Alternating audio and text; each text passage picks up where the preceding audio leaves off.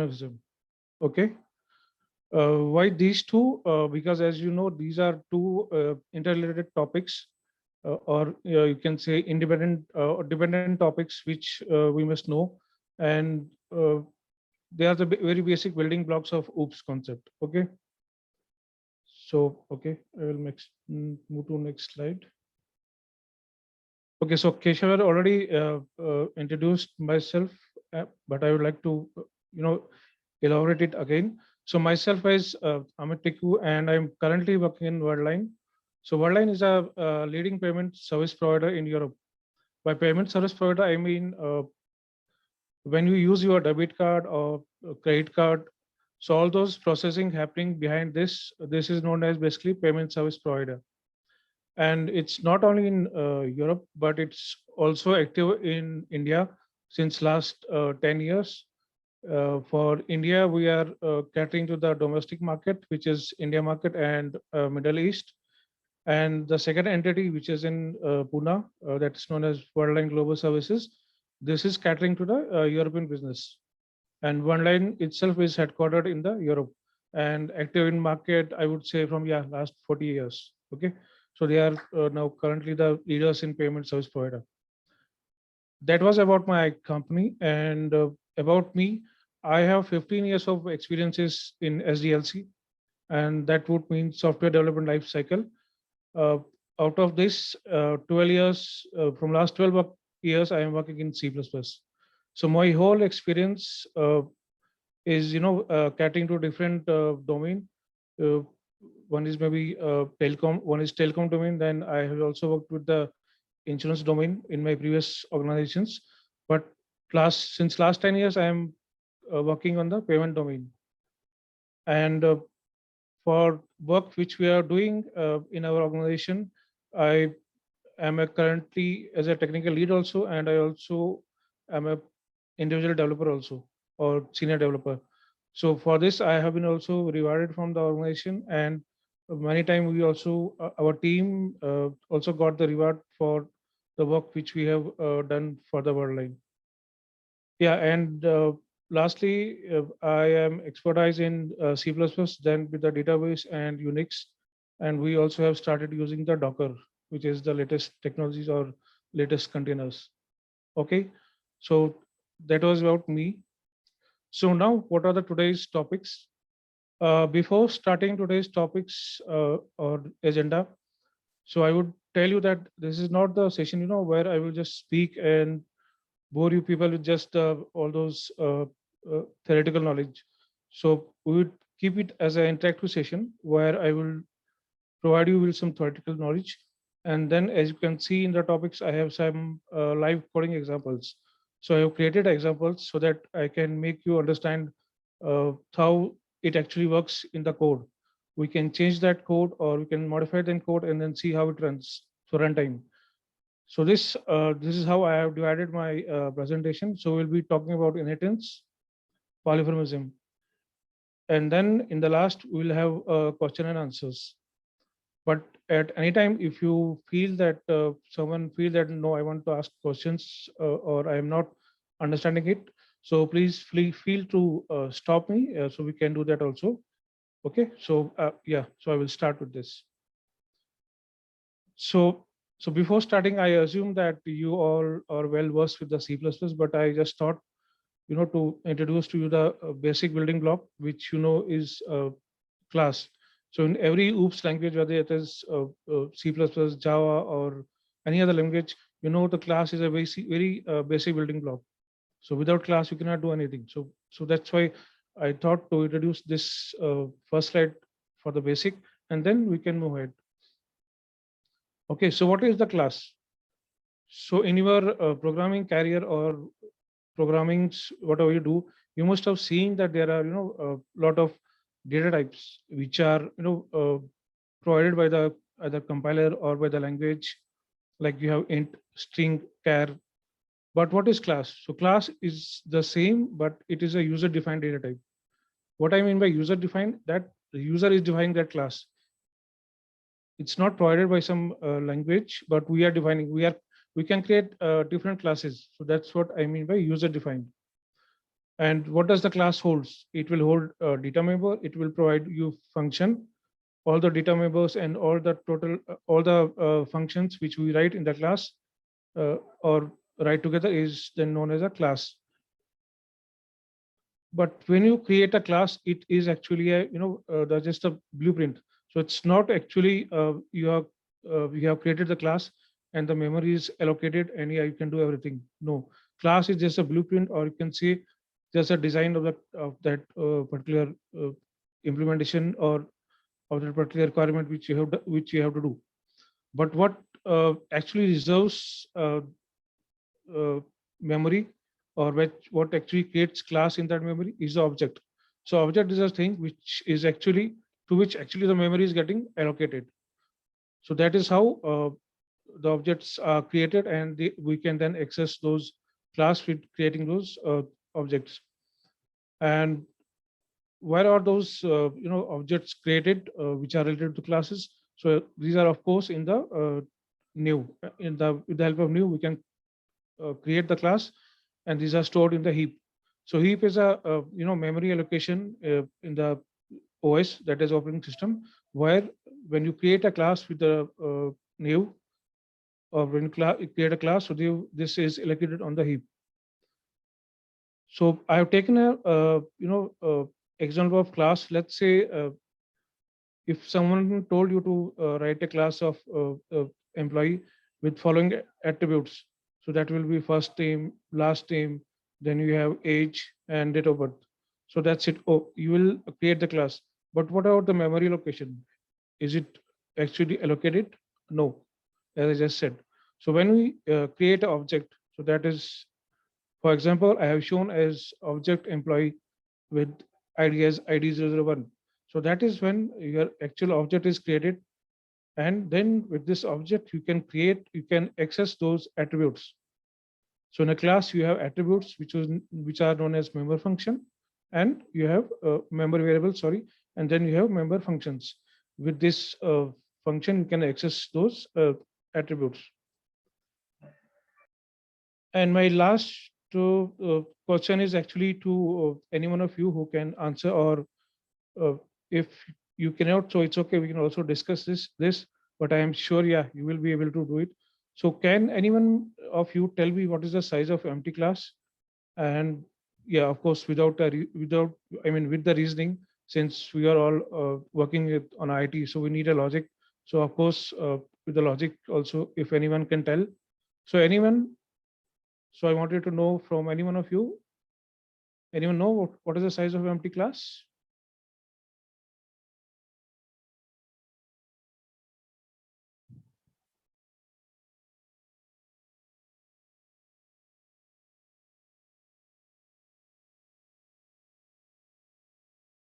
I don't hear any response. Okay, that means okay, not an issue. So then I will be telling you. So size of an empty class is always one. So now I see there are some chats. Okay, one right. Maybe you can also unmute your speaker and then say, because uh, I cannot access, or accessing chat every time it's a bit difficult. So just unmute your mic and then we can discuss this. Okay, thus the answer is correct. It is 1 byte. But does anyone know why 1 byte? Because the class is empty, but then why 1 byte?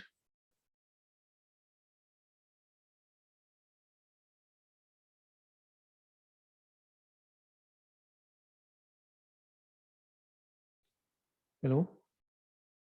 So are the mutings allowed, Keshav? I mean, Yes, they can unmute themselves. okay.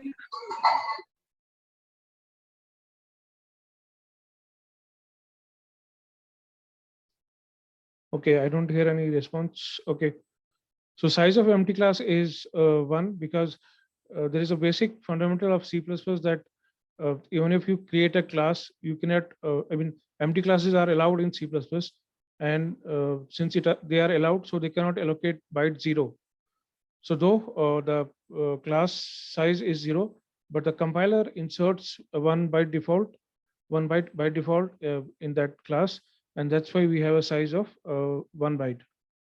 And since we know that we can create of objects and allocating nothing or no memory to this will create a conflict, or will it's not allowed, or it's not according to what C++ principles have. So that is why we have a minimum size is 1. Okay. So I can move to next slide now, which is inheritance. Okay, so what is inheritance? So inheritance is a basic concept, or very important concept in C++, where the existing class is there and we are creating a new class. So what that means is that we have an existing class which will have its attributes, its member functions, and then out of this we are creating a new class. So typically these classes are in the relationship known as base class and derived class, which we can discuss later. But and how is inheritance useful in any language or in C++? See, it can it saves a lot of time. So in development time, and when you are creating the classes which have some common properties. So because inheritance, the basic idea behind creating the inheritance class is that those classes share some common attributes or common functions. So then the idea behind is to reuse that attributes and not to write again the code. Okay. So and then when you create a new class, so basically that new class is called as derived class. So when you create that derived class, that class can enhance its own functionality, but existing functionality it can take from the existing class, but the new class will enhance its own functionality. So that's why we say that it is very useful inheritance, and it can be reusable. We can enhance it or we can customize it, and it also helps us in reducing the development time, because of course when you don't need to write the code again and again, it will save your development time, or whenever you create, whenever you are creating any solutions. Okay. The picture which I have shown here is actually showing the difference between the non-inheritance and the inheritance class. So what is that? Let's say I have I have three class, which is it's a common example of vehicles. Let's say I have a class bus, I have a class car, and I have class truck. This I am explaining for in case we don't have non-inheritance. So as you see from my slide, so what it is showing, each class is having the different functionalities. Like for example, bus, it has a fuel amount. So what fuel it has failed in it, and what is the amount for that. Then you have capacity, then if it is applying brakes or not. So for example, same code I have to repeat in the class car also, and same code I have to apply in the class truck also. Let's say I am creating this small piece of software for automotive industry. So then this is the repetition of code, and then how do we save it? So how do we save our repetitive code, and it will, which will help us to implement things faster. That's why that's where the inheritance comes into place. So you have class vehicle, which I have created a common class, and I have created common attributes. So common attributes is mean you can define any attributes which I mean the attributes which are fitting in those vehicles, or which may be defining that vehicle, like fuel capacity, or whether that vehicle has a brake or not. Then out of this, we are deriving the class bus, car, and truck. So when this is deriving, this is saving my piece of code. And then whatever additional functionalities bus has, or maybe car has, or maybe truck will have, that I can implement in those derived class. So you see from this picture, or when you see the difference between these two pictures, you will see what is the difference between non-inheritance and inheritance class. Okay. And there in inheritance class comes the concept of base class and the derived class. So what are base class and what are derived class? So if you are implementing any software or any C++ program, you will create a class which is a super class, and you will of course add any functionalities or any code or any function and members in that. Then as and when the need arises, or you have I mean the requirement is coming, and you need to enhance those that software or that code, then what you can do is we are creating then the derived class. So this derived class is nothing. It's an extension of the earlier class, which is a base class. So the base class is getting extended by the derived class. So what that means is that the basic functionality of which is explained in the base class or written in the base class is getting extended to derived class also. And then derived class is also adding its own functionality and implementation, and the you can create the software or program. So that's a relation between base class and the derived class. I hope I'm not getting going too fast, and I'm making you understand things. If not, if it is not getting clear, so let you can ask me, as I told. So it's not a issue. So here I have summarized for you some of the basic classes which we might see or we are seeing in the real world examples. The summary of base class and the derived class. Okay. So let's, for example, take base class is student.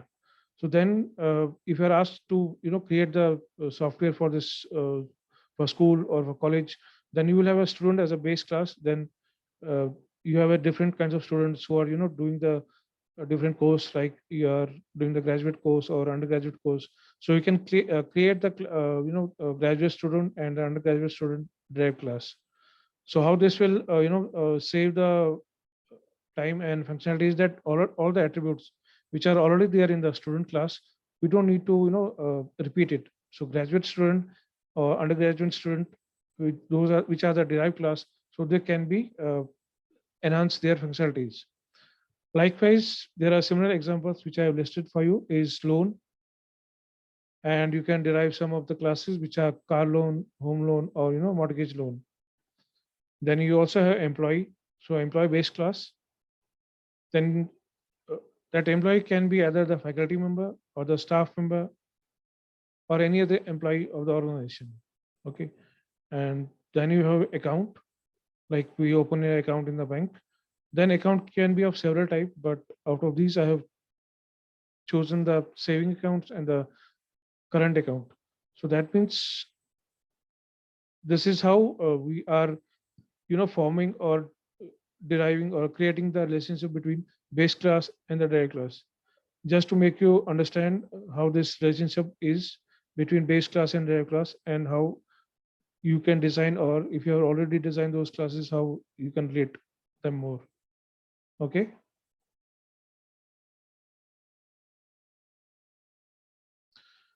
Okay, then comes the important topic inside the inheritance, which is known as access modifiers.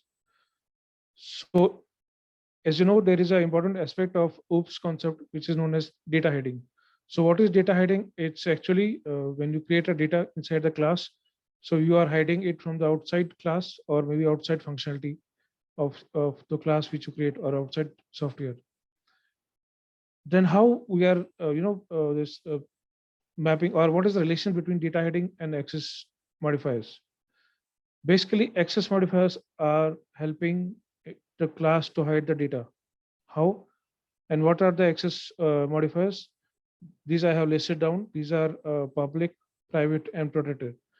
So access modifiers are basically those are implemented on the class, and it controls their visibility.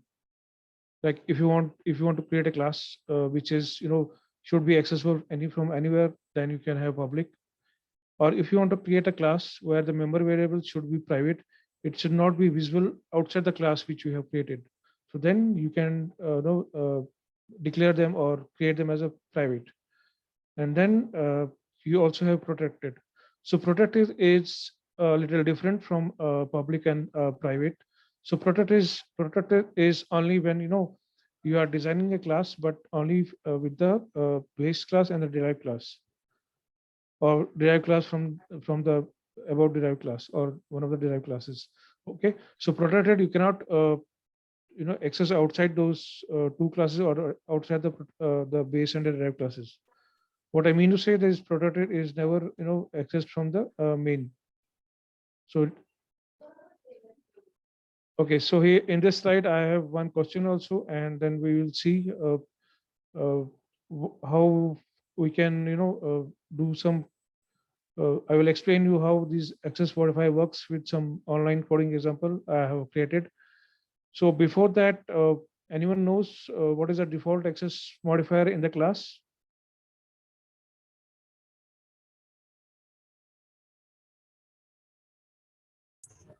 Private.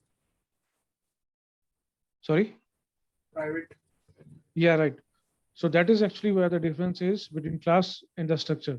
So you have a private access modifier by default in class, but structure it is public. Okay. So now I will be switching to my this online compiler which I use. I have created an example for you where we will see if we change some access modifiers. So what will be the output? So how we are controlling that and how we can modify them, even the how we are deriving the base class and the derived class, which this also we can see. So I'll be shifting to the online portal or online compiler class.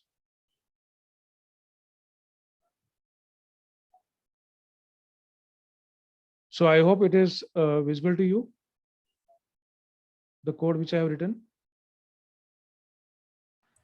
Yes, sir. Yes, sir. Okay. So here I am taking example of the bank. So bank is a base class. And then I am, deriving two classes, which you see is primary account holder and secondary account holder. Okay. So first, let me talk about the bank class. So bank class, I have just taken one variable, which is int money, but this you can see is a access specifier, but this I have taken as protected. So first I will explain you what happens with this, and then we can change it to either public or private, and then let's see uh, how it works or how it behaves.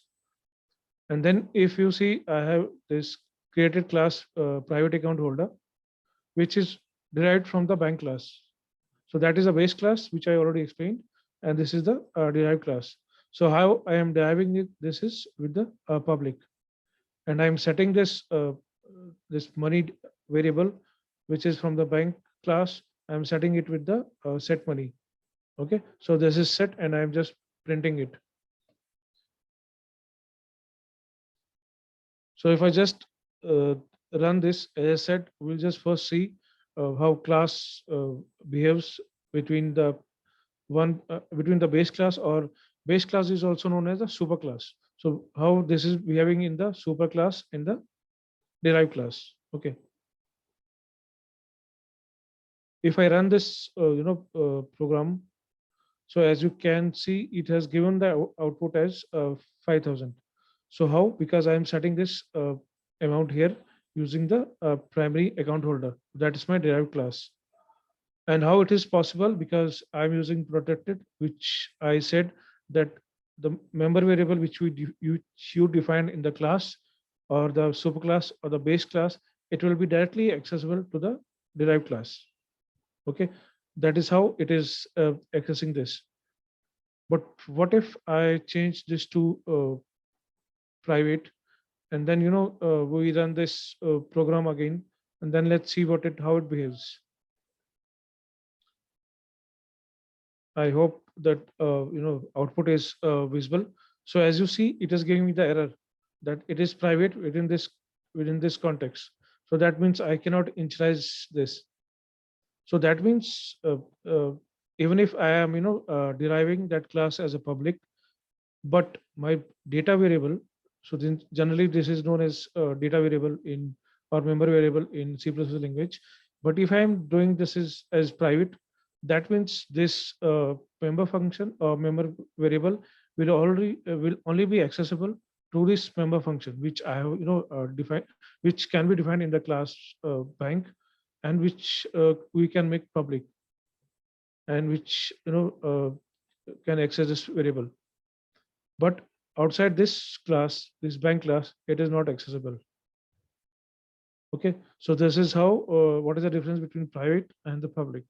If you now change it to the private and protected, if you now change it to the public and then you run it, so let's see what is the output. So if you see, the output is the same as we had for the protected. So public is, you can access anywhere, and then you have protected, and then you have private. So that is what I explained, for one hierarchy. That means only base class and the derived class. Let's now go one level further down, which may be a derived class, but which is taken from the previous derived class. So hierarchy is bank, then you have primary account holder, and then secondary account holder, which is taken from the primary account holder. Okay. So now let's see what happens. I'm just enabling this code, and let's see how it now behaves. In the main, I have created this secondary holder class in the object. Then I'm setting the money.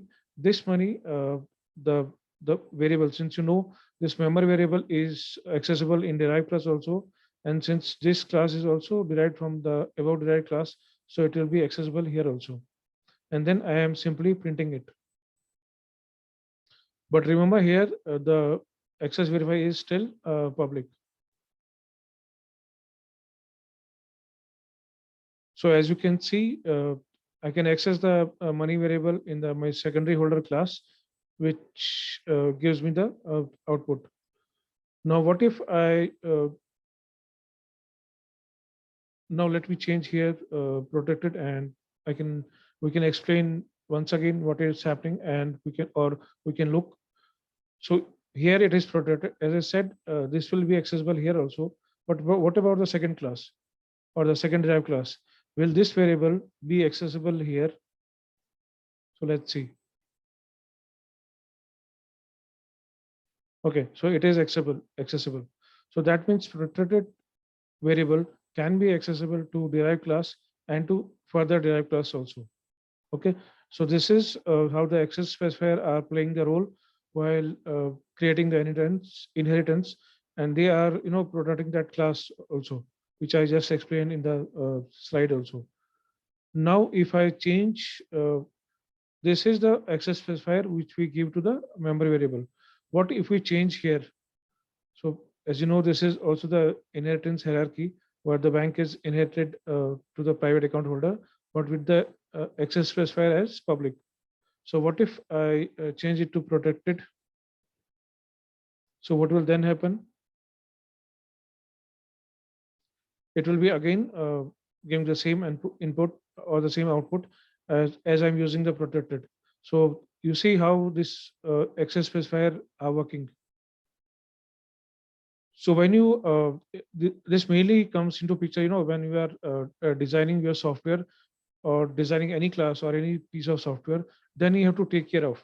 So what member I should design as public, what private, and what protected, because it's very helpful when you design this way or think this way. Then only you can maintain or create your software error free. Otherwise it's not that everywhere you can use public, and it is this class variables is accessible everywhere. So that will not be a good design or good software design. So for each piece of code you have to think how I am going to design, what should I use. If I using this memory variable, whether it should be protected, it should be private, or public is by default. So for this we need access specifiers, and this is how the data binding is done.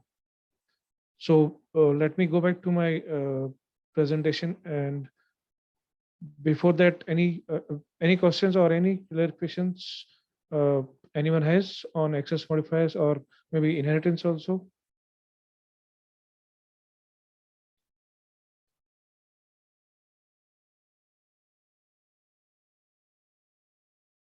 No. I guess I mean, you are able to understand, or if not, so let me know. I can repeat. It's not a problem. Yeah. Yes, sir. No, sir, we are getting. Okay. So what I mentioned in the previous slide, or what we have learned in the piece of code or code of snippet, I have summarized for you in this table that when you are, it is on the left side, you can see how we can access those, or how member variables are accessed, or what all in the should it be accessed in the same class, should it be I mean the members of the derived class when they have to access, or the member of same class when they have to access, or if the the class is not a class, a derived class or base class, it's not a member, so how they are when they are accessing, and when we are inheriting them, so what will happen. So you see, when this is done using the public inheritance, so the member class, as I said, public is applicable or accessible from anywhere. So a member of the same class can access it, and the member of derived class, of course, can access it, and not a member class or any class outside these two class, or derived class or base class can access it. Okay. Then there is a second layer of abstraction, or second layer of access specifier, which is protected, where you can see if that member is not a part of that class, it cannot access those variables. It's only the same class, or maybe a derived class out of that base class, so that can access those member variables. And the last one, which I would like to summarize, is private. So private, as I said, only same class members can access, but derived class cannot access. And of course, the any member function which we are creating outside this derived class and base class, I mean in the main or somewhere else, it of course cannot access those private class. Okay. So till now we have seen what is inheritance. How do you create a derived class or base class? Then what is access modifiers, and it is also now summarized. So next topic which we have in the inheritance is what are different types. So inheritance can have different types, where we have you have single inheritance, you have multiple inheritance, and you have multi-level. So normally, single level inheritance is straightforward. We also seen in the previous example, which I explained. So, or you can consider that this is the class A and class B, or the standard class, base class, and the derived class. So you are inheriting into that. And then what is multi-level? So multi-level also I have explained in the previous example, or in the previous code example. It's like creating a base class, then derive out of that base, and derive one or the second derive out of the first derive. So you are basically maintaining the multi-level. So you have this multi-levels. So 1 level, 2 level, 3 level. So this is multi-level inheritance. And then we have third kind of inheritance, where we have where we can have maximum ambiguity, or a little bit of complex design, or if there is a if you are designing complex design and you are using this multiple inheritance, so how do you handle this? So all this we will learn in this multiple inheritance. So what is multiple inheritance is that when one base class is, or two derived class are created out of one base class. So that is called as multiple inheritance. So that means you have one base class, okay, base class, and then there are multiple derived class. So, but these derived class has the same base or the same parent, you can see. So that is multiple inheritance. So then now the question comes, will it lead to the ambiguity? Ambiguity is what I mean is that will there be a duplicate code, or if there is a duplicate code, how do we access that, or how do we resolve that error if there is? So yeah, in multiple inheritance, it may lead to ambiguity. What kind of ambiguity? Let's say you have two base class, and then you are creating derived class out of that. So that means this derived class, or you can say the child class, it has two parent class. So what, and in the two parent classes, you have you are defining a memory variable, and with the help of inheritance, it is coming down to the child class or the derived class. Then the question would arise, then how should I mean which variable should it access, whether the from the base class 1 or base class 2? or if it is, if it has to use, this memory variable in the derived class, then which one it should use, from the other base class, or for the one base class. So that is the ambiguity here. Okay. So how to resolve it, we will see in the next slide. Due to this, multiple inheritance, we also have, I'm not sure if you must be knowing, but we have a diamond problem. So this diamond problem is, it always happens when we create such kind of design. So what is this, diamond problem is? So diamond problem is, it's the classes when, there is one base class, and then you have again a class derive one and class derive two, and then you are creating it with the you are creating a subderived class out of these two. So then what will happen? Let's say there are some memory variables which are defined in this base class. They will be inherited to this class. Okay, they will be inherited to this class also. So up to this, there was okay, there was no issue. But now let's think what happens when this class is derived out of these two classes. So already we have the inheritance, or I mean the memory variable which is defined here. This is already inherited here, or it's it may be created. It is created in the derived class 1 and in the derived class 2. So then the problem is in the sub-derived class, which variable to pick, this one or this one. Okay, so this is where we have a diamond problem, and there are two ways to solve it.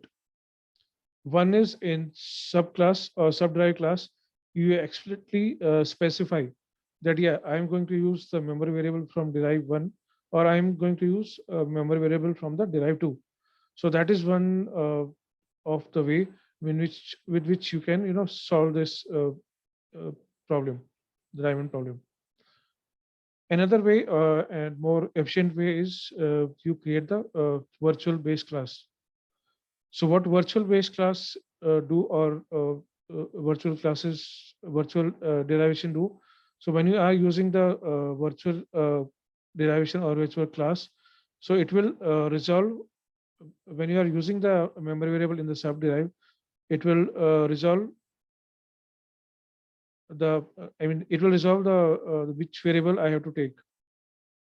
So these are the two ways which we can use to solve it. Okay, so the explicitly we can create this inside this class, or we can derive this through the virtual base class or virtual inheritance.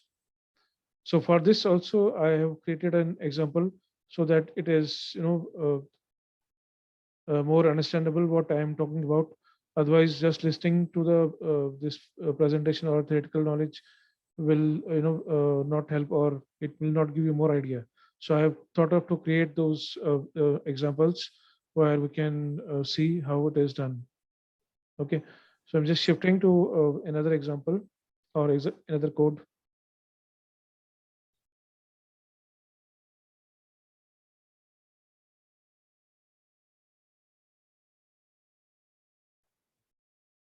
Okay, so this I have created the example where I am using the class television, and then we are using the class laptop. So this class television has its own ID, or the then name, and then laptop will also have this own ID and then own name. Okay, so these are two classes which I have created. Then I have third class, which is wireless router, and then I have these two classes which are inherited to this wireless router, that is television and laptop. Okay, so now when you are creating, or when you are creating this or creating the object of that class, and you try to see that through this wireless router what is being accessible, that is it television or it is laptop. So when you run this program, So we will see that it gives the error that get name is ambiguous. So why that is happening? Because you see this get this string name is created in the both the classes, and when wireless router is inheriting these two classes, that is laptop and television, and then it is not able to judge, or the compiler is not able to judge at compile time or runtime. So what which function should I call? Is it the function from the television class or the laptop class? So one way which I told you or which I showed you how we can rectify that error, or how we can do this, is to explicitly tell the Airtel object, which is from wireless router, to call the laptop name or the laptop ID. So this is one way how you can remove that ambiguity or remove that error. And now if you run again this program, you will see that it is now able to, okay, there is some errors. Okay.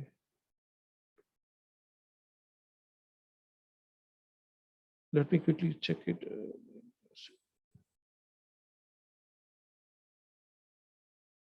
Okay.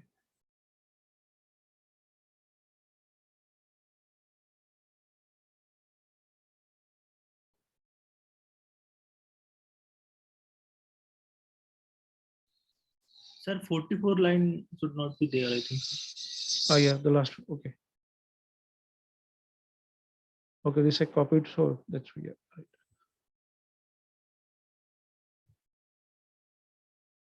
Okay, so now you see the Dell is, I mean the Dell, which is the name of the laptop, is connected with the ID with the ID 2000, and the laptop name is Dell. So then you see how it is resolving that ambiguity. Okay, so this is one way where how you can do that.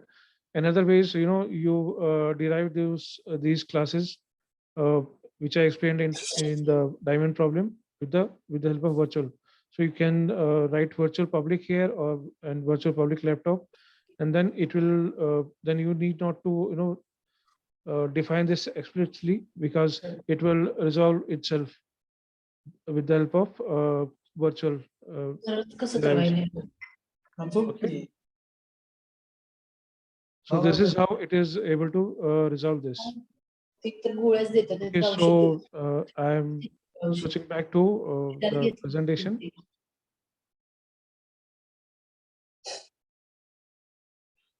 Okay. Any questions or any doubt till this point, or you want to ask anything? Sir, whatever we are taking right now, it is perspective of C++. Is it so? Sorry, can you? Yeah. Whatever content we are covering in the lecture, it is from C++ moreover. I think. Yeah, it's from C++. That's what I was told about the C++ inheritance and the polymorphism, right? Okay, sir. Or were you expecting something else?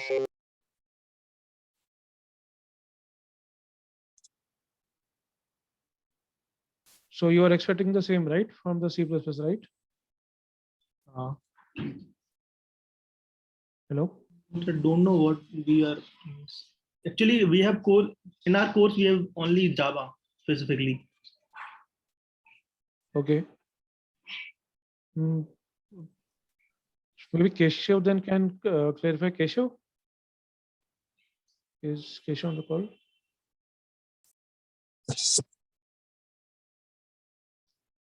Hello, Keshav?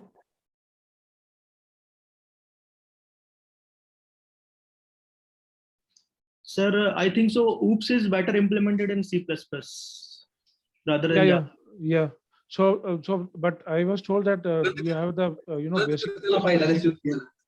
basic knowledge of C++. That way, I was going ahead with the C++ inheritance and the polymorphism.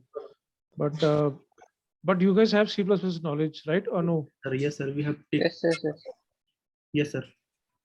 Okay. Okay. So, yeah. Can you once again repeat the second point? Inheritance through virtual base class. Okay, I can repeat this. You want me to go through the example of this also? Yeah, example yes. Okay, so maybe it is better understood there also. So I have.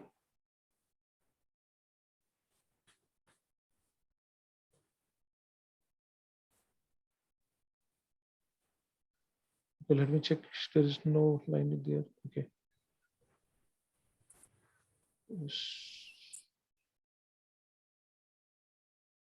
Okay. So what I was explaining, or what one of you asked that explain the second problem, or what is the diamond problem? So see, what here I am doing is I am creating class person. Then we have a class as faculty, and then we have class as student. But if you see the person class, it is inheriting to the faculty, or the faculty class is inheriting person, then the student class is also inheriting person. So up to this it was fine. So now let us check the last class, which is assistance class. So let's see, if there is a faculty, or of course he will have an assistant faculty also. But if there is a student, let's say this student is doing the PhD course or some other course, and he may have or the student is also giving some lectures or teaching others, so he will also have an assistant. So what I have done is I'm taken this class assistant and then derived it from the faculty and the student. So here you see what we are doing is we are creating class person, then inheriting it to faculty, again creating class student and creating it, I mean inheriting it from the person, and then in the assistants class we are inheriting it with the faculty and the student. Okay. So here if assistant is trying to calculate the age, there he will get the ambiguity, or because age is defined in person, which is a base class, then this faculty is also inheriting this age, and the person is also inheriting age to the student class. When assistant class is trying to access this age, so he will get an error, which age he has to calculate. So that is the ambiguity here. But how this can be solved, if you write the virtual derivation here. So you can see till now we're only used to have here public, and then you have private, and then protected. But now we are seeing this virtual. So virtual, when you write the virtual in front of the derived class, in front of the base class from which it is derived, so it will solve that ambiguity. So this is virtual derivation, or how you derived the base class, derived class from the base. Okay. So now if you run this program, you will see that it is the person constructor is called, then you have faculty constructor, then you have student constructor, and then you have assistant constructor called. So that means every object is created and is accessible using the assistant class or using the assistant object. Okay. And this is possible only when you use the virtual. So in case we don't use the virtual, then it will give error, or because it will have a ambiguity in that code. Okay. Yes, sir. Okay. So I hope this is understood.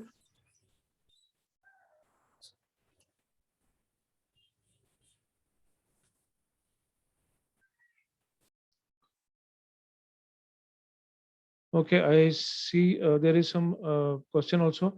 Sir, is it possible to do the hybrid inheritance in the real time? Because sir, multiple inheritance resolved in virtual base class. So how to relate this?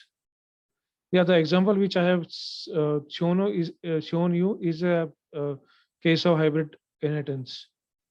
So if you are designing the your software like this, where you need this hybrid inheritance, generally while designing the software, or while writing the program, it is generally avoided. in C++ to use this hybrid inheritance. So we don't use this virtual derivation. But if you need to design some some software where it is necessary or the design is like that, then it can be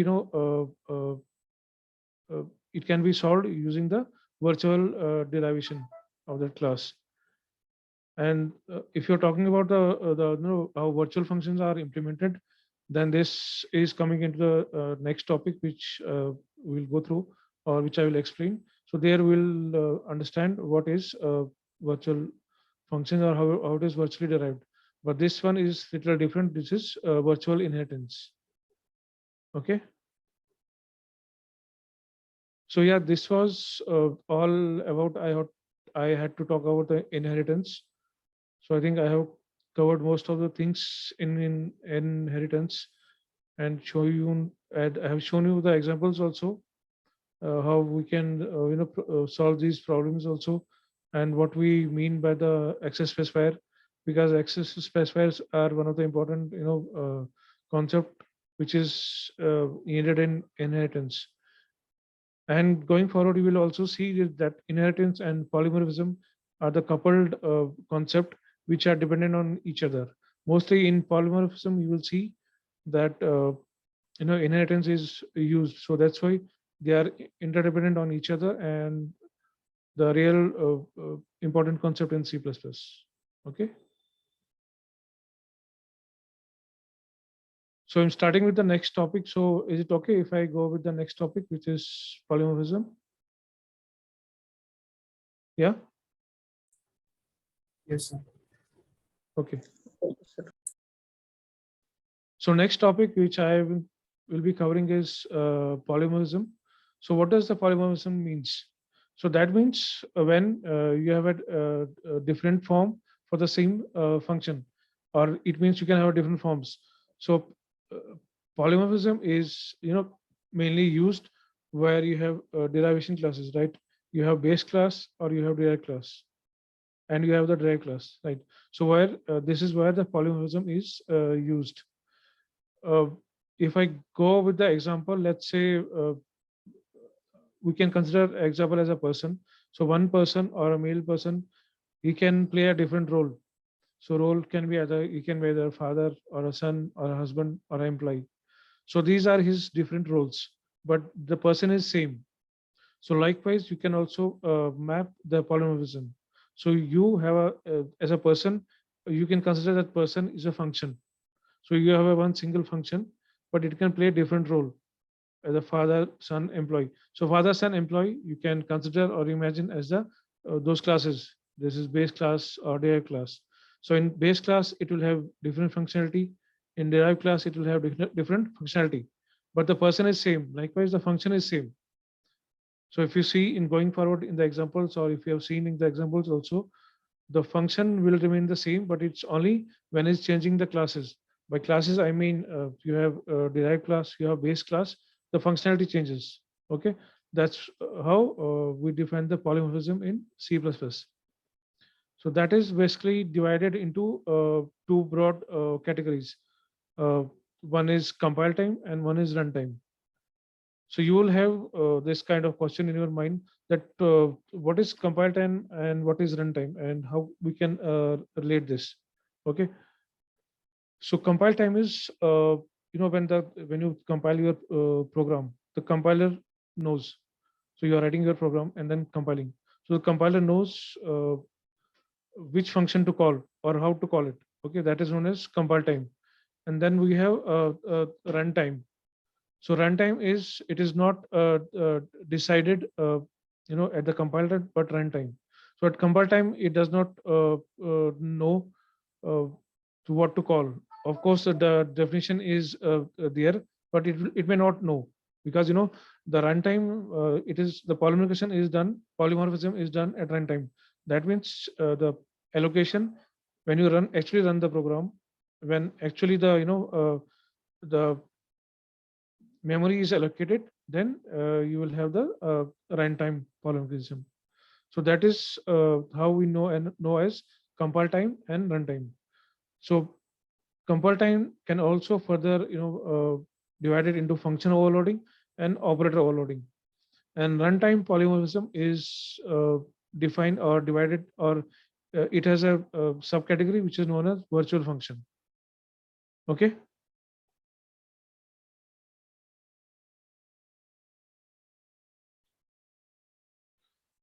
So as I told you, compile time and runtime.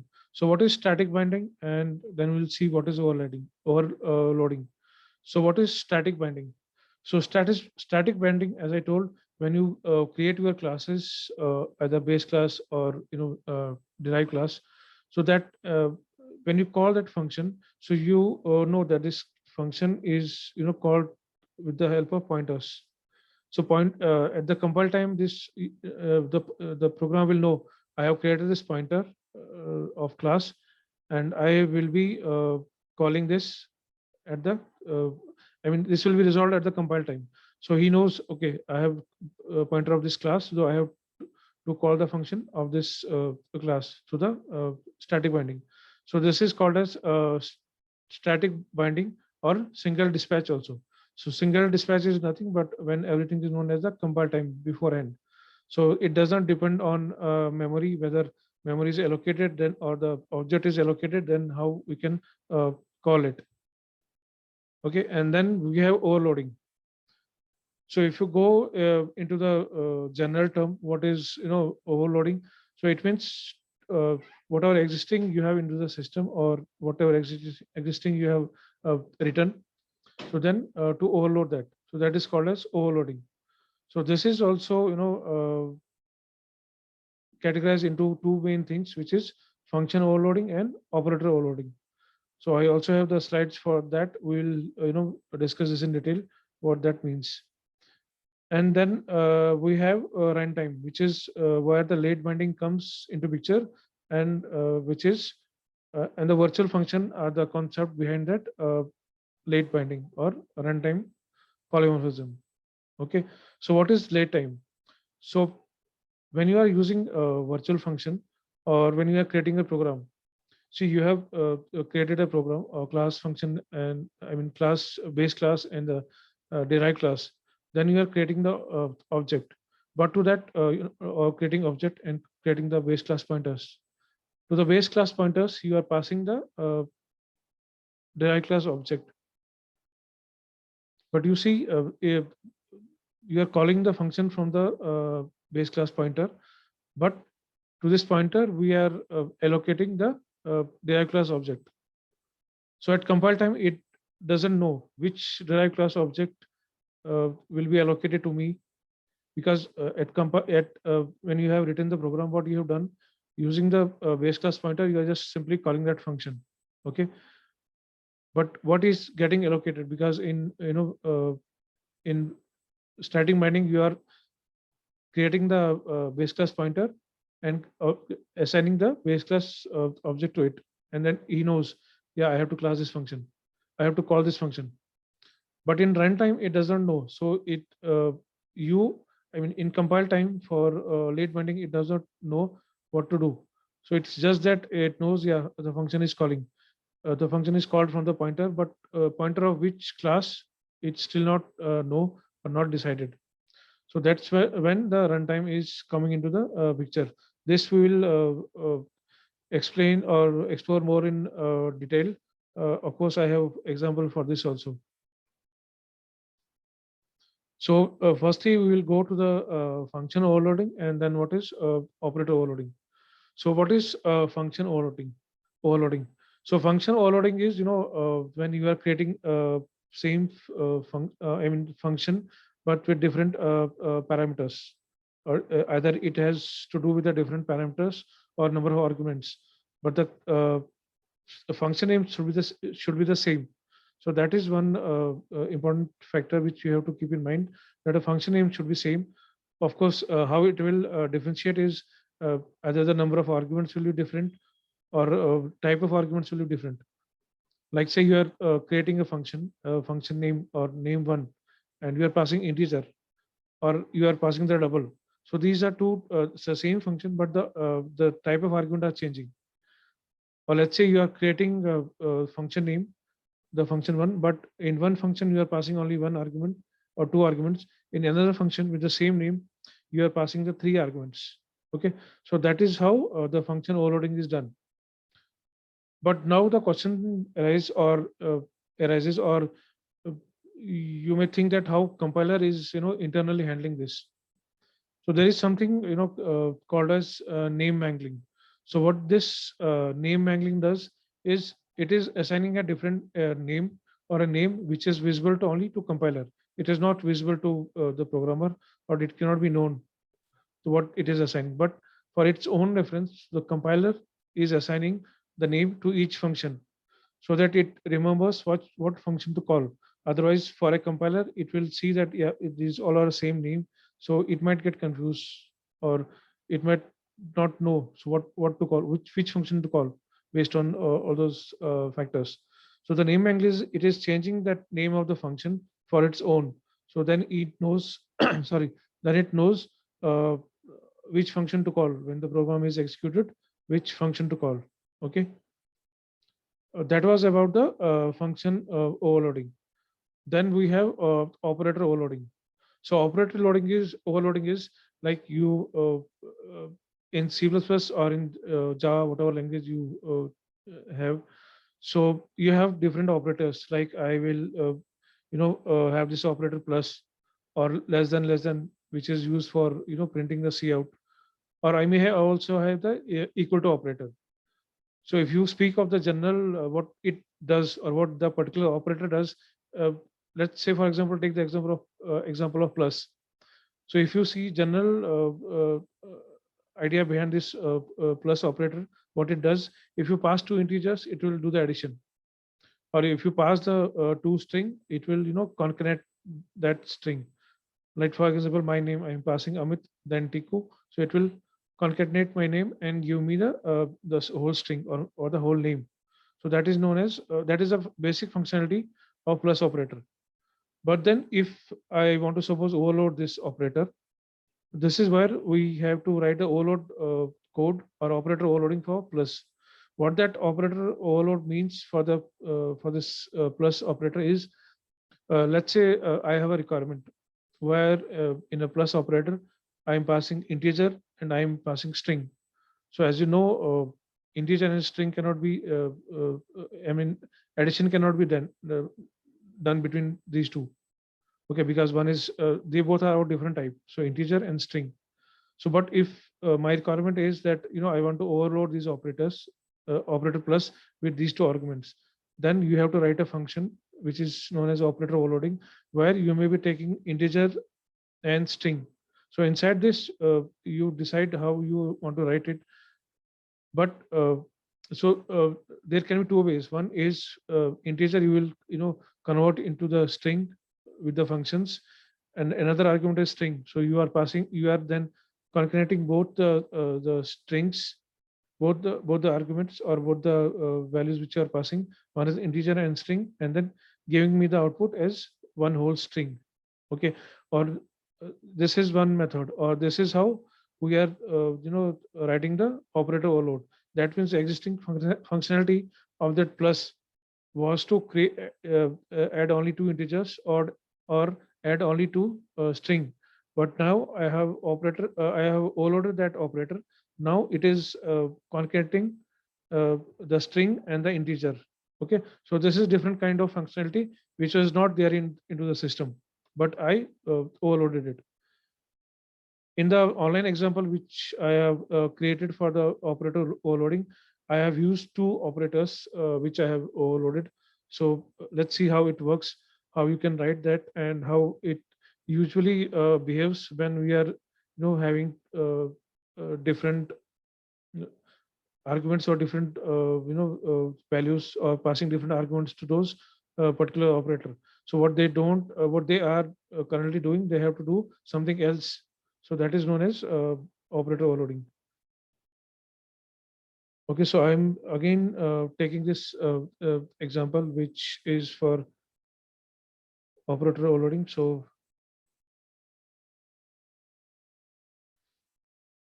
okay, so you see I have here in this code, you can see I have just created a simple class which is time. Okay, as you know, the time, the simple time which we see, it has three components. That is hour, you have minutes, you have seconds. Okay, so if I want you to write write a program which will tell me the time. So it is very easy to write it. So you write a program, create the class, and just do the cout, and the time, whatever argument we are passing, it will create the time. But now, if I will tell you, let's say I am passing two time. I mean, I am passing two different times. I tell you to compare it. So will you be able to compare it? No. Why? Because usually equal to operators which I have written in here, it only works on integer or maybe on string.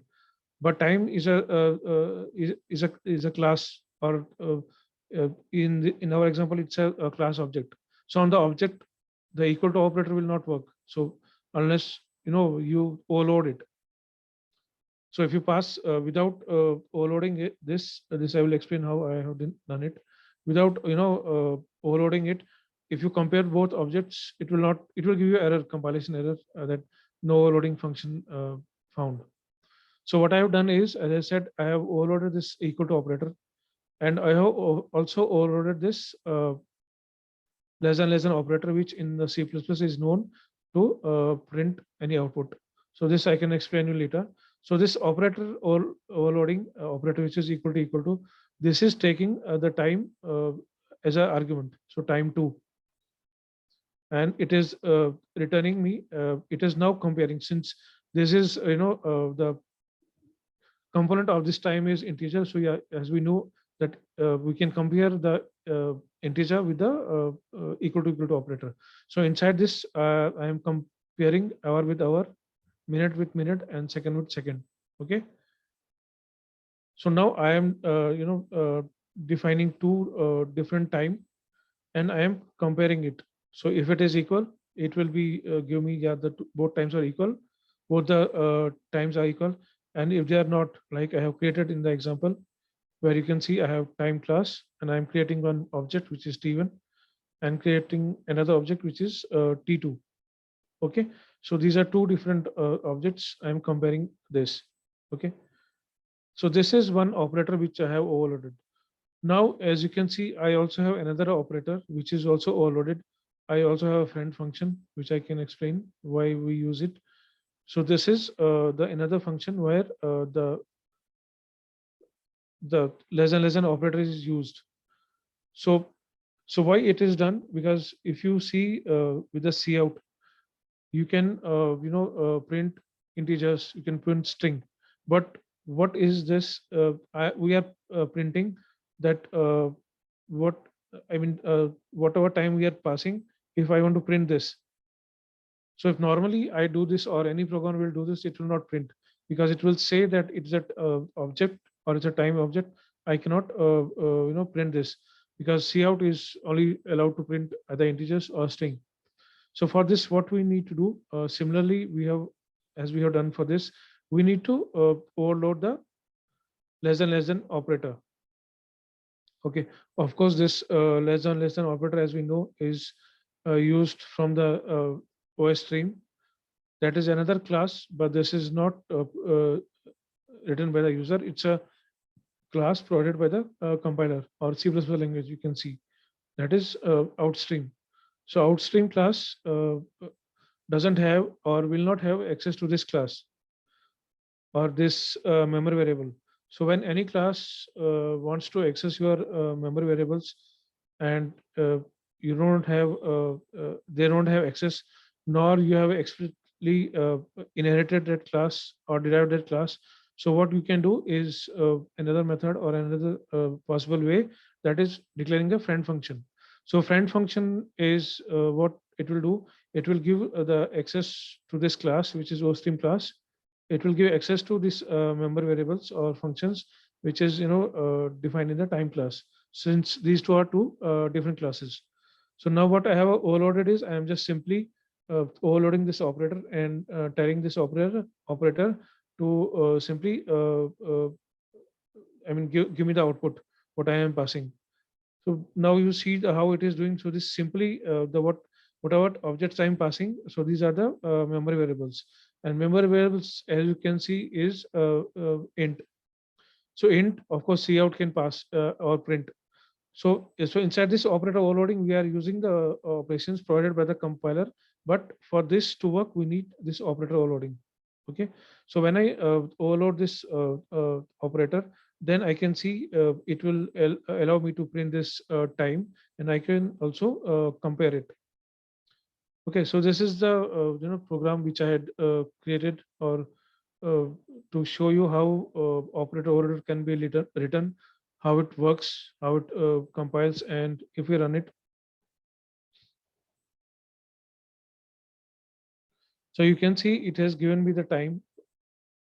Okay, if I scroll a bit up, we can see it has given me the time, which normally it is not possible, because you are not overloading this operator, but it has given me. And then when I am comparing this, it has given me that those are not equal. What if I change my argument to 3? I give the same time, and if I run it again, and let's see if it is working or not. So you can see the time is same, and it has given me the same. I mean the another result, which say yeah, this time is equal. Okay. So you see how this operator overloading are working, and how they are meant to do different things than what they should generally do. Okay. So that is how operator overloading is done. Now I come to the another important concept inside polymorphism. This is a virtual function. So how virtual functions are implemented, how they are internally implemented. So what does compiler change it, or how it is implementing it, we'll see. Then we will also see what is a dynamic dispatch, basically the same concept, just another term for this. Then what are virtual constructor and destructors. And then of course we have another concept, which is virtual function. And lastly, we will also see the example. So now what are the virtual function? Okay, so these virtual functions for C++ are special form of member function, which are defined in the base class, and then these are overridden on the derived class. So that means if the existing functionality is defined in the base class, then it will be overridden in the derived class. And how this is overridden is, then in the base class, if you have written the virtual keyword, it is implemented by this. And what if you ask me what is so special about this virtual functions, and how it is different from other functions or other overloading, like we saw function overloading. There is also a simple function overriding.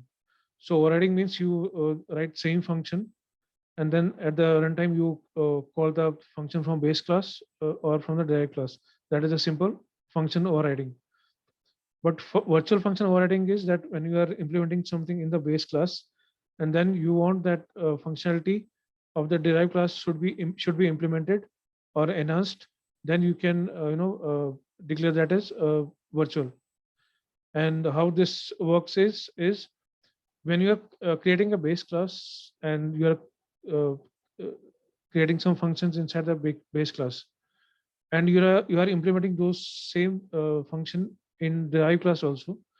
Then when you are calling those functions with the base class pointer, but as I said earlier, you are passing the derived class object. So pointer is from the base class, but the object is from the derived class. So what will happen? The virtual class function or virtual class object, which you are not sorry virtual class, but the derived class. Sorry, it's between base class and the derived class. So the derived class object which you are passing to the base class pointer, the address of that derived class will get copied to the base class pointer. So it is then when it is decided which function to call, based on what object it is getting allocated to that pointer. So you see pointer is of from the base class. So ideally it should call the function from the base class. But depending on the object, what object you are passing or what object you are assigning to that base class pointer, it is deciding that I should call the virtual, I mean the derived class function. So how it is done?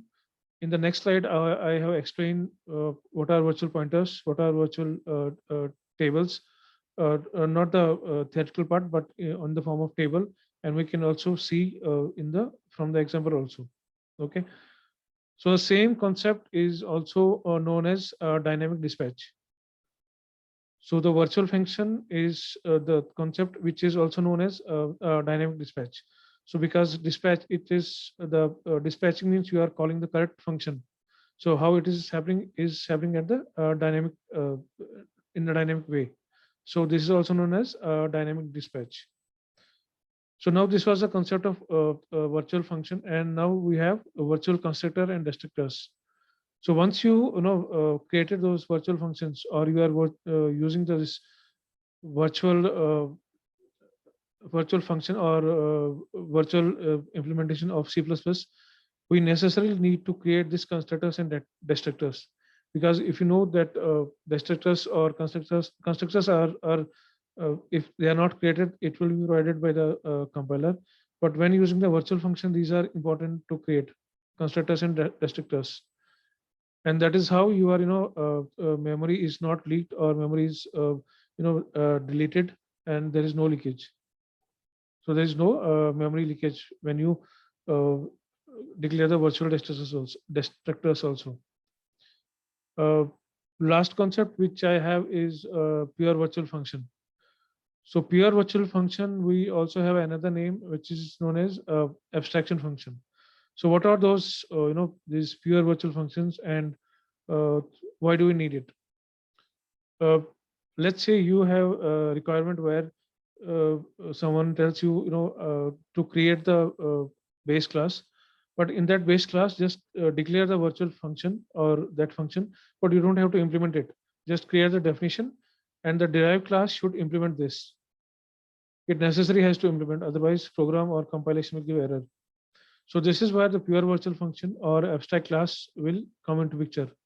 So pure virtual function is nothing, the function with the virtual name, and you have 0 in front of that function name without any body. So there is no body.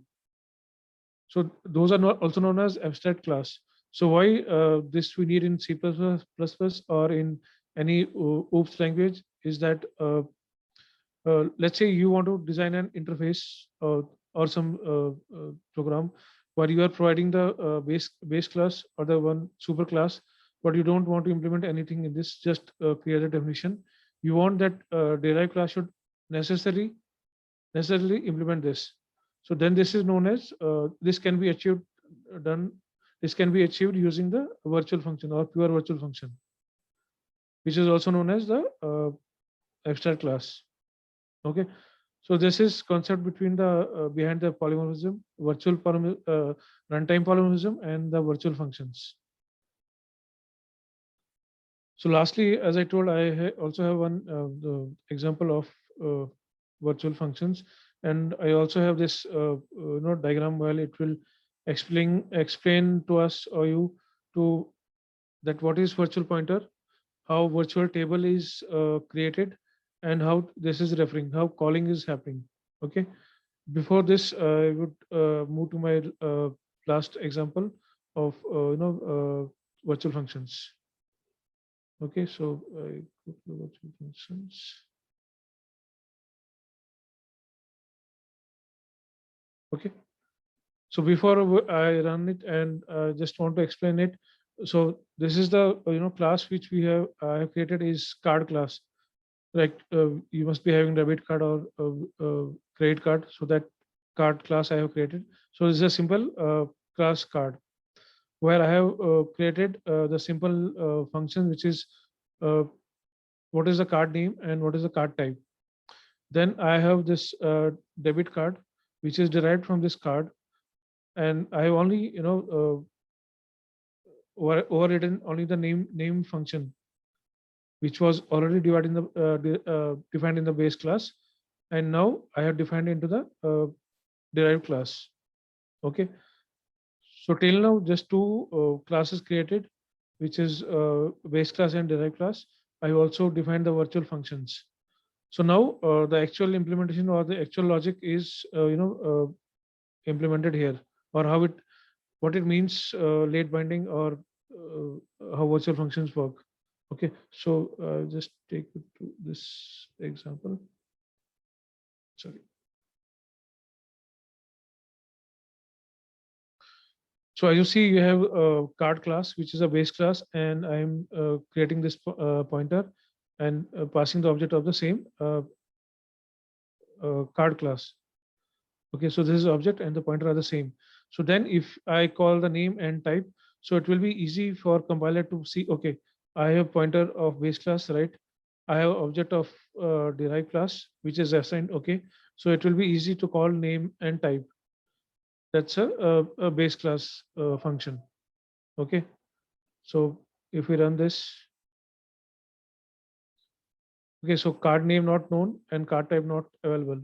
This is functions which I called, which are called from the card base class. But what if I change this? Then I go. Now I am changing a little bit. I am creating the same pointer of the base class. Okay. But here, if we look carefully, this is a debit card class. That means our derived class. Now I'm calling the same function with the same pointer. But as I said in the previous slides, or also when we do the compile, so compile time, at the compile time, this is not known. I mean, what function I have to call. Okay, I am the compiler only knows, okay, this is the base class pointer, I have to call this. But what which class is getting allocated, this I have written the program. I mean, we have written the program, but compile time it will not know. So which type of object it is.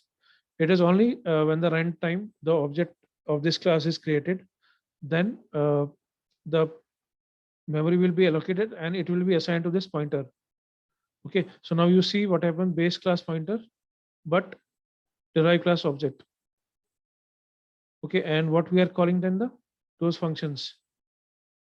So that means derived class function should be called. Okay, let's see what happens. But in the last line, you see there is a type function. It is not defined in the derived class. So will it give any error? Don't know. We will check. Or will it call the base class function because pointer is this from the base class? At this point, we don't know. Okay, let us run this, see what happens. Okay, so when we run this example or this code, we see the debit card brand. I mean, the card brand is debit. That means it has called the base, I mean, derived class function. But what about this type? So it was not, I mean, type function. It has not given me any error because I had not defined this in the my derived class. So that means it is taking it from the base class because already it is defined here. Okay, so how this is happening? How this?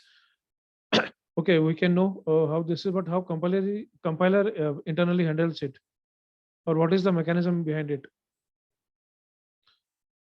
This is where this concept comes as v pointer, which is virtual pointer, and virtual table. So as you see in the class, in the table, I have created a, I mean, there is a virtual table for the class card. This was the base class. So it has two functions. Okay. Then there is a virtual table for the debit card, which is a derived class. So the class is created per, I mean, this table is created, or the virtual table, as we know, it is called per class. Okay. Or created per class. So one table for base class, one table for derived class. But this virtual pointer, when you let's say I am creating three objects of class card So there will be three virtual pointers for three virtual pointers for each of the object. So what I mean to say is that virtual pointer is created per object and not per class, and table is per class. So I have created two pointers of, I mean, I have created a pointer for class card and class debit card. So those virtual pointers. So they are actually pointing to the virtual table, and they are then actually pointing to the actual function which you see. Okay. So now what happens in the first case, we see that we are creating the this base class pointer, and we are passing the base class object also. So in that case, everything is clear. It will call this table, or it will check in the table where my calling is going. So you go to the okay, card name, then you have card type. This is function written in the base class. So this thing is simple. Okay. Now try to understand another scenario which I just executed. I am creating again a base class pointer. Okay. But now what I am assigning the derived class object to this pointer. Okay. So what will happen? It will go to this pointer. It will go to this pointer because I have created pointer for this class. But as soon as and at the runtime, it will say, oh no, pointer is this is of class base. But what what assign I am what value is getting assigned to me is from the derived class. So it will go to the derived class pointer, and then you will access the derived class table, and it will then see that what where this function is pointing. So you see this name function we have overloaded. So it will point to this function, and it will see, okay, it is derived class function. It will call this. But when it goes to the type function, it will see, okay, type function is called, but it is not present in my table, or nor I am pointing to. So then it will see where it is defined, the most recent definition.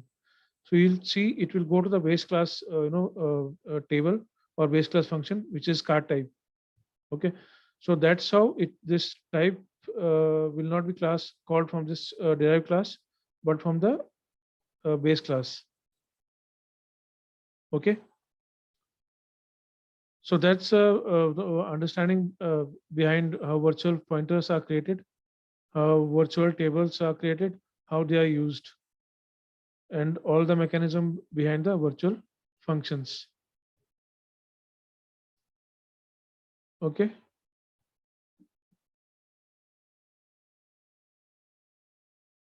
Okay, I am done with the both the concepts that is inheritance and polymorphism, and then the last slide is the reference or maybe guidance. Whoever is working on the or will work in the future on C++, so you can follow latest coding standards. And now in the market you have latest release of C++, which is C++11, C++14. Earlier we were having C+98. Then we should always follow the best practices. And then uh, if you are interested to know more things about the C++, these are some of the recommended websites where FAQs are there, which is frequently asked question about the C++. So there they will not explain everything, but these are those facts which will give you more deeper understanding of C++. So if any one of you is interested, yeah, they are welcome to visit these websites and they can read. Okay. Okay, so that was the end of my presentation on and session. Thank you for listening me patiently, and yeah, now we have time to take question answers if you have, or we can discuss other things. I see in chat. Okay, I see in chat we don't have any questions, but you are saying, can we ask question? Yeah. So go ahead. We can ask, you can ask any questions, we can discuss. We have still time. So yeah, go ahead. Any questions or any doubts or anything you want to ask again? It's not still clear, so we can discuss. Yeah. Sir, as you are working in real-time projects as Okay. PLC process, how many part of the project can be solved by object-oriented programmings or functional type of programmings? Or otherwise, what type of pattern we have to take care in mind Uh, in problem-solving statement? uh, are you talking about the design patterns? If if you are Not referring to that. basically particularly talking about with design pattern, but problem statements strategy to solve it. See, first strategy according to me is that you should design a code such that it runs efficiently. There should be no memory leak, no code dump. If you're anyway, the code dump will comes both on the Windows or Linux systems, but more or less I have more experience on Linux. So there should be no code dump, no memory leaks, and whatever implementation you are done, you have to implementation you are doing, you have to take care that design is efficient. It's not that nobody can code. So see, everybody can code, but the best code or the best software is this where the design is best, or it is taking minimum time to do things. It's not taking a lot of memory. It's not there is no memory leakage, there are no more code dumps. I can tell you an example. Let's say you are designing a software where you are require frequent access to the database, and your program should be very fast. But then you have to think that should I frequently access that database, or should I use some kind of memory, or maybe containers or STLs, if you have read the C++, or temporary memory, which has to which where you can store that data at runtime, and you have a minimal interaction with the database, so your program is fast. So this is one example where which I can tell you. And another thing is, yeah, there are a lot of common problems which are already handled by the design patterns. So going forward, or you may have read a lot of design patterns, or going forward, you may read design patterns. So there are a lot of already common problems which are already solved by those design patterns. So better is to use, particularly for C++, I'm talking, use those design patterns. It is an efficient design, and it solves most of the problem or most of the complexity. I hope did I answer to your question? Yes, sir. Okay.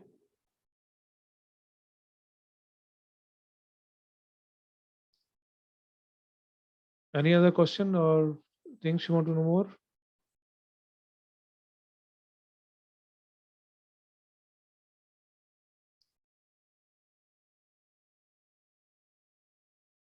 So as someone said in the session that you are currently working in the Java, so uh, Java also have all these concepts which are in the C++.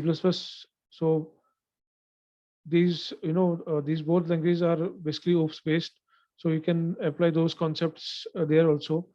And there also you have to take care whether everything is running fine, so there is no memory fault, or your program should be executed as fast as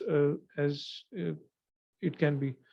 So if you have written in a program, or going forward, you will see there are complex design and complex programs or complex software. It should not it should not happen that in one program or in one logic it is spending a lot of time. So think of the efficient algorithm, efficient containers, how efficiently you can write the code. Or maybe if you have written the code, then go back and again think, can I design it better? Or think on the paper, the logic, I have written the code, it is working, okay, fine, but can I design it better? Can I do the better?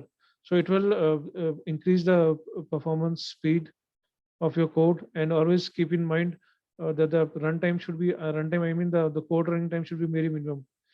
It's not that in a code you will write the for loop and it will keep on running or going.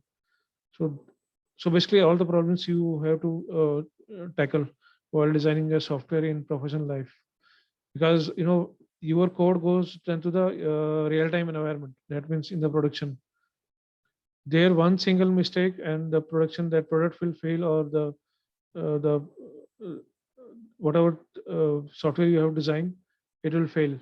So there you don't have a chance to rectify it. So better to rectify it at the first stage when you are developing, or those person who are also doing the testing at that time.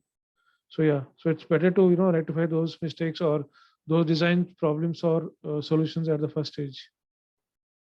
So that is what I can speak of my experience.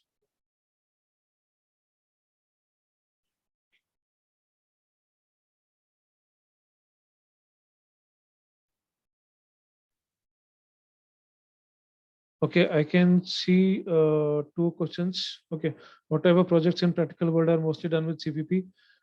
It depends. Like I have a lot of experience on this payment domain. It's a very complex project, so it is done on CPP. Uh, Basically, those projects where UI is minimum, or the user interface, so graphical user is minimum, and where you want your business logic to run more efficiently, or where you have to run your software in the backend. Like in telecom, it is done in the billing. I have done previously in my previous experience is with billing telecom. So there it was written in C++. And insurance, I have also worked.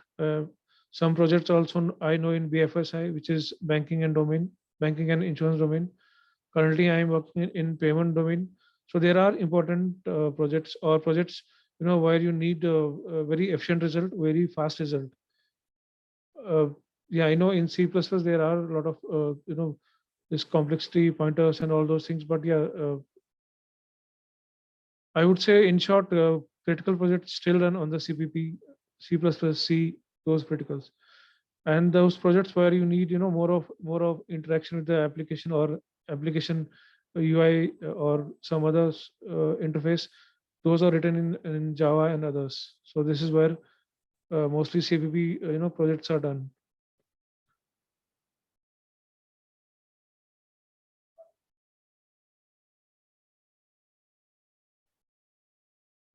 Okay, so there are two questions. One is, please explain virtual destructors. Okay, and satisfied with the answer. Why speed and privacy is preferred? Yeah. Okay.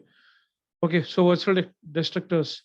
So in normal program, when write constructor and destructor, or let's say in a simple class you write constructor and destructor. This is a single class. You will be creating object and then deleting the object. So then using the destructor. So since it is a single class, it will delete the object. It's not a problem. But when you are designing a virtual function, or you are designing software using an inheritance, so as I explained, and so two classes are involved, or maybe many classes. But basic fundamental classes involved are base class and derived class. So when you create base class and derived class, so when derived class is created, it has a part of base class also. So inside, if you try later to with the snippet, code snippet, and or some coding practice, you will see when you create a derived class, it will have some or properties of base class also. So when you create a virtual constructor, it will make sure that first base class object is created, then derived class object is created. So ultimately, what we see when we create a derived class object, we see it is derived class object. Okay, fine. But what is happening behind the somewhere the base class object is also created behind, and this is where the virtual constructors are created or used. Now, what is virtual destructor? So when I have now to delete uh, these pointers or objects which I have created. So when you delete that, it happens that it goes into reverse flow. So that means the object of the derived class is deleted first. Object of the base class is deleted second or later.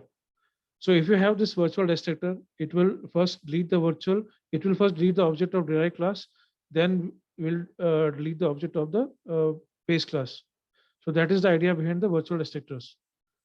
If you are using virtual function, if you are using virtual constructor, but somehow you forgot that you have, or you forgot to use the virtual destructors, or you created only destructors, but it's not virtual, then it for sure will give you the it will give you error, or maybe there is a memory leak, because that object of that derived class was not destroyed or deleted fully, because virtual destructors were not created.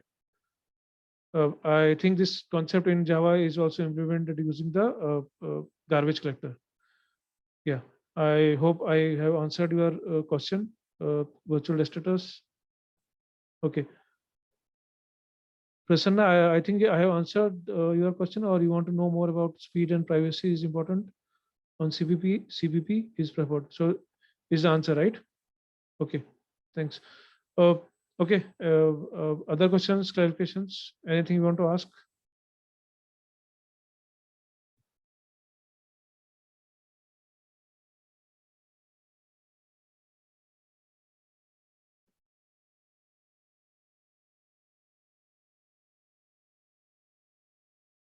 No?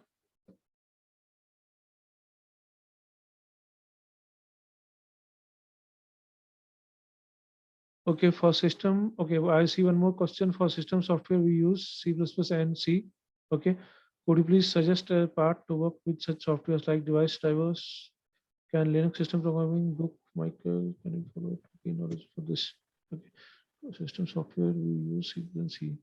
Just a part to work with such software like device drivers. Okay, so what I can understand for your question that you are interested in system programming, right? So one is application programming, which like I do, it's mainly on the application programming, which is dealing with the application. But if you want to go with the system programming, like you want to deal with device drivers or directly with the hardware, yeah, there we use C++ and C. But could you please suggest a part to work?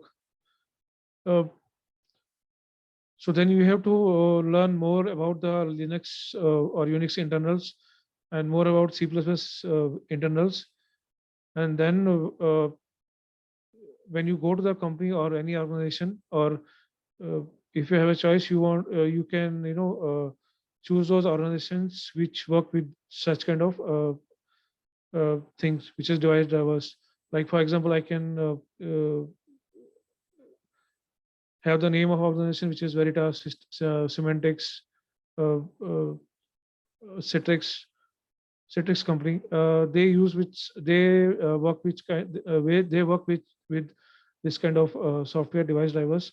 So basically, you then you need to dig deeper into the Linux programming, not the command, but Linux kernel programming.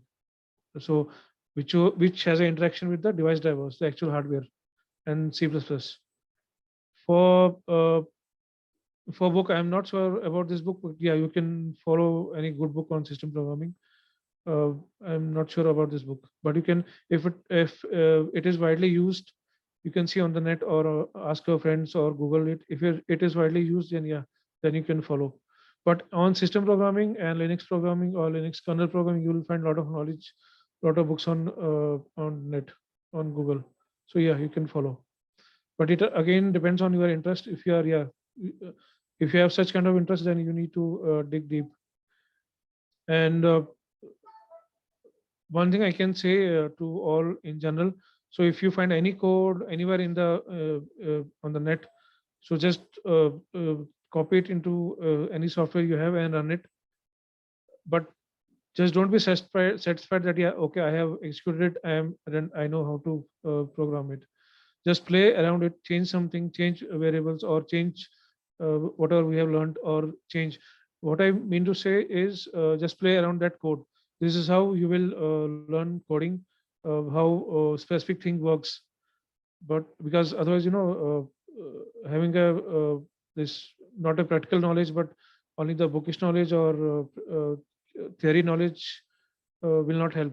So just play around that code. You have only many online compilers like I have shown you, or you might know. So play around with the code. For sure, it will not crash unless you go horribly wrong, which I think will not, because you are now also all mature person. So play around the code. This will help you to understand how code works, how internally it is working. So just play around the code till you get into the professional life. So professional life, then you have to learn more and just perform fast. But this is a time when you can pick up and learn more. Yeah, that is what I can say.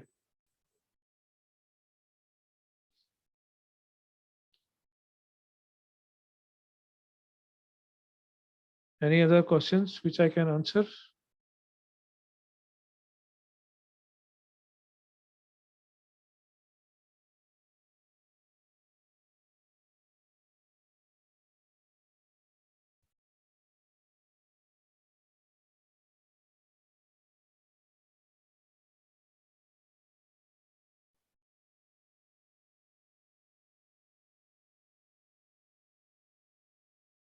Okay, if there is nothing else, then maybe you can stop. It's okay for you and Keshav. It's okay if we. I mean, I'm done with the session. There are no more questions. Sir, one question to ask. Can I ask? Yeah, sure. Go ahead. Sir, Java is known for security in projects, real-time projects. But if we Yeah. talk about comparison between Java and C++, as your C++ background, moreover, so basically many of the projects are right now are going towards C++ strategy, C++ programming. So much advancement in C++. In few years, it will be so much prosperous programming will we can see in C++ as a real-time project. So what is more secure, C++ or Java as real time? See, as real time, if you asks, I think Java is more of it's a security. If you maintain security in any software, I mean, if you write the code well or maintain your code, I think then security is in both the languages. But Java, I can say it is more nearer to the application program. But C++, as you can see, uh, it's nearer to the application program also, and it is you know having an interaction with the more hardware also, more hardware interaction, more application programming, application interface also, and it's memory efficient also. So that is what I can say about C++. And uh, yeah, currently the demand is also in C++ because these languages like C or C++, these are languages, these are core languages. Okay, so these will never go from the market unless everything changes, totally changes. So new languages keeps coming. Like you have Java, like you have data science also, or you have Ruby, you have Python also. So they will also there new keep in coming years. Who knows?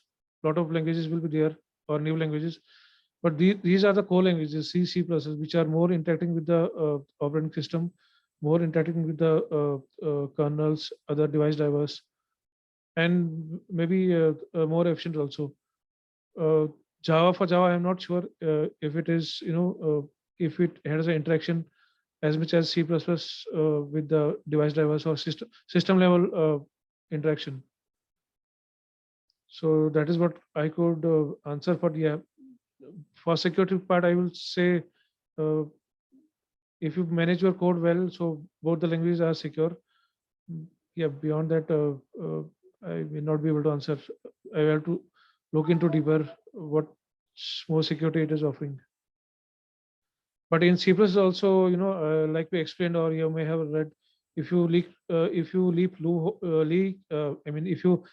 loopholes or leave dangling pointers, whatever pointers, or you are not maintaining your code well, or not writing your code well, then it also can lead to crashes or security failure. It's ultimately how well the software or that program is written. And yeah, it depends on the requirements also, whether you want to go with C++ and Java, because each language I can see has its pros and cons. Okay.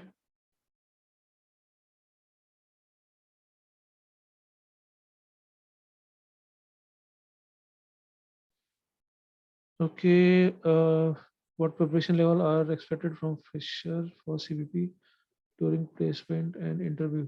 Okay. Okay, basic concept should be clear. I mean, clear, I mean, if anybody asks you definition, I can also read the definition from any book and tell the person, yeah, this is the definition, and I have understood everything. But it's not the thing. Once you enter the industry, you should know real concept behind this. If there is encapsulation, why it is doing encapsulation, how it is doing. If encapsulation is not there, what will happen? Or if virtual function is not there, what will happen? Or what is the concept behind virtual function, how it really works? See, bookish knowledge is okay till we pass the exam or just reading purpose.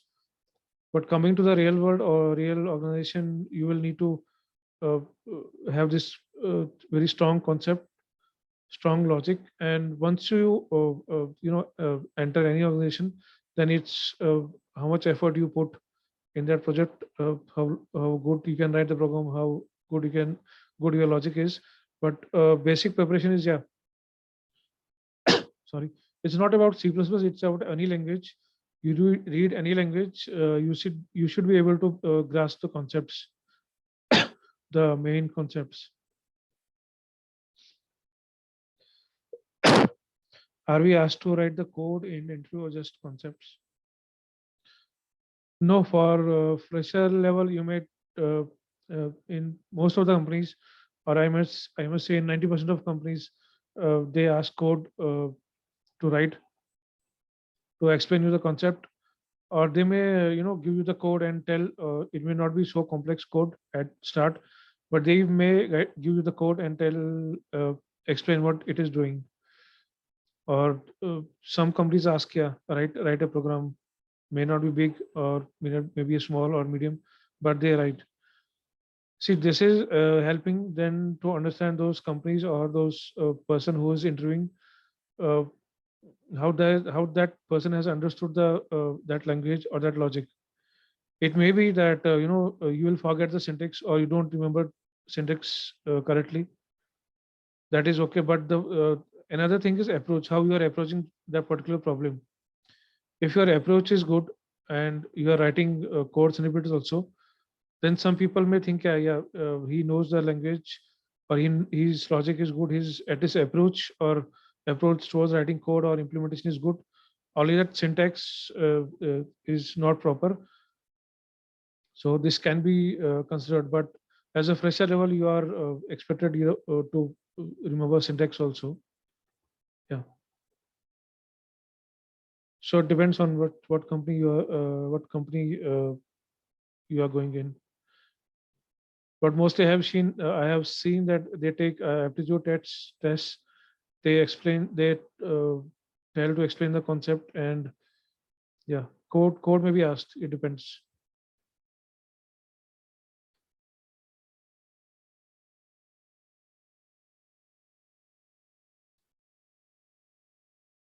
Okay, so last few minutes or 3 minutes. Any more questions, things which you want to ask?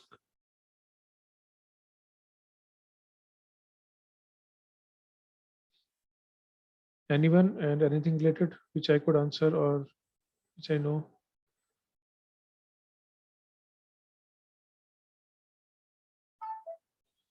I hope every questions are answered. I've not missed anything. Yeah.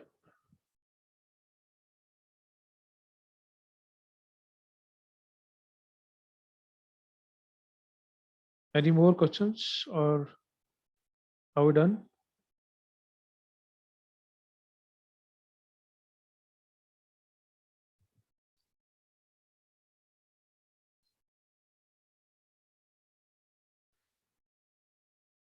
Yes, sir. Thank you, sir. Thanks for this session.